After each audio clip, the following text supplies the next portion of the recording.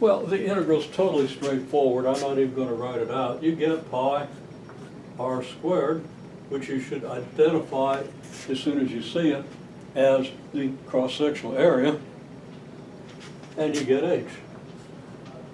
So it's cross-sectional area times altitude. So even if you're fortunate enough not to have this as a formula in your brain, you know, cross-sectional area times altitude, right? That's the way you understand cylinders, okay? Not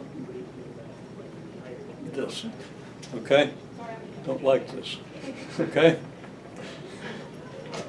Cross-sectional area times altitude, simple geometry. Anyhow, you get this, right?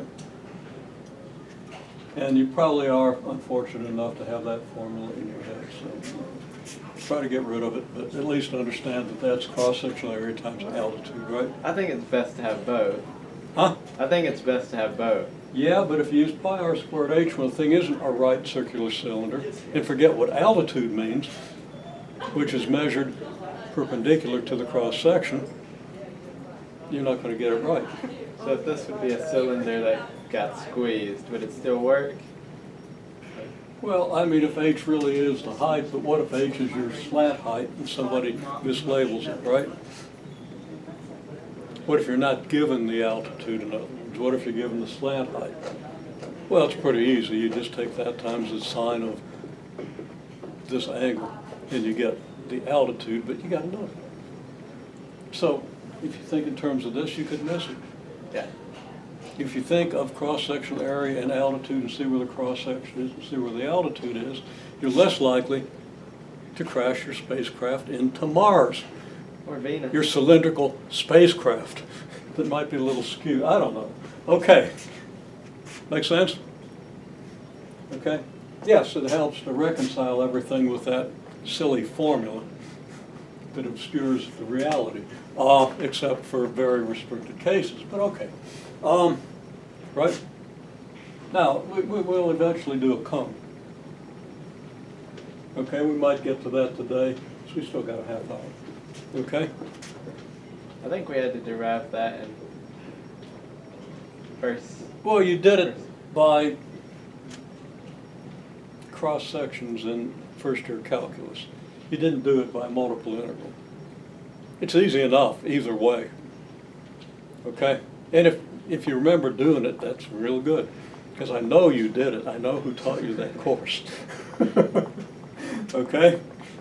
There's certain things that are optional. That's not. Well, I mean, yeah, it could be replaced by something even harder. But, okay, well, anyhow, here we got it, right? Okay? Now, okay, before we go on to the details of why this works, we will come back and do the moment of inertia. Okay? You did this in first year calculus. I'm almost 100% certain. You did first moments, second moments. You probably did higher moments, depending on what Will needed to get to. Okay? But let's go ahead and do now I'm going to do a sphere in spherical coordinates. Okay? And then maybe we'll do a sphere in cylindrical coordinates and in rectangular coordinates. You know, just get these basic shapes down. Because then we understand something about integration and something about these very important coordinate systems. Okay? So,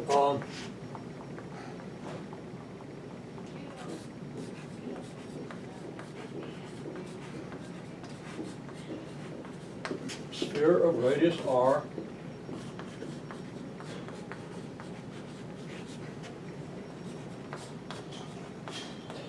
centered at the origin,